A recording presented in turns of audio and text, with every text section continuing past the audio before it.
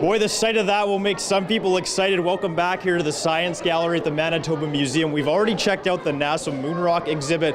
Now we're checking out one of the newer permanent exhibits here at the Science Gallery. It's called Brickyard, build with Lego bricks. And Scott Young, it's pretty obvious what goes on here.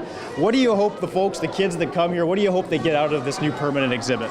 Well, Lego is a really popular toy, but it's also really great at encouraging creativity and solving engineering problems and stuff like that. It's really accessible, but you don't need instructions. And yet you can also challenge kids. We can walk around and say, who can build the tallest tower? Or who can build a bridge from one table to another? And they basically learn engineering, they learn trial and error, all of that design process that we really want to develop in kids just comes naturally through Lego. So it was kind of a no-brainer to do this as an exhibit. And Lego Canada was a big supporter of this. They gave us a whole bunch of Lego bricks that we can use, and it really made it easier to get it out here on the floor.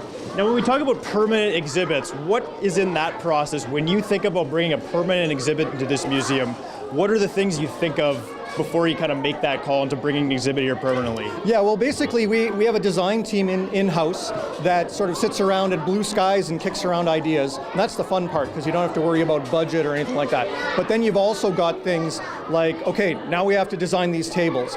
Is this the right kind of table? We build a prototype, we put it out on the floor, and we have one of our staff work with it, and we say, oh no, it's got to be smaller, oh, it's got to be bigger, all that kind of stuff. So there's a lot of testing, a lot of prototyping. And then once we figure all that out, that's when you design it, you start worrying about color selection and materials and stuff like that, and our team in-house builds all of this. And literally the only thing we didn't build here are the Lego bricks. Everything else was built by the museum staff. And maybe just going from the last few years, how often has there been new exhibits added? What's kind of the goal of bringing new things into the museum? How much do you want to add per year, maybe? Yeah. Well, it's surprising. There's always something new going on here. We have something either in the Science Gallery or Planetarium or in the museum upstairs. And usually they're sort of small to medium-sized changes happening a couple times a year. We have a whole bunch of areas where there's a lot of changes. People don't always find them because they go to the main things. They go to see the buffalo and they go to see the nonsuch, and they might miss some of the things. So we're trying to make sure that people know about all those changes. But down here in the Science Gallery, we often get, this year it's been 3 new exhibit projects, the moon rock, Lego, and then our racetrack refurbishment that's happening at the end of March.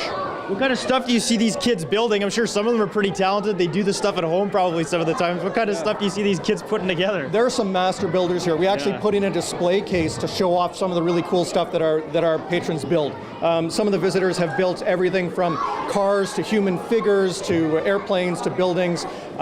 We've had some really great bridges and really great towers.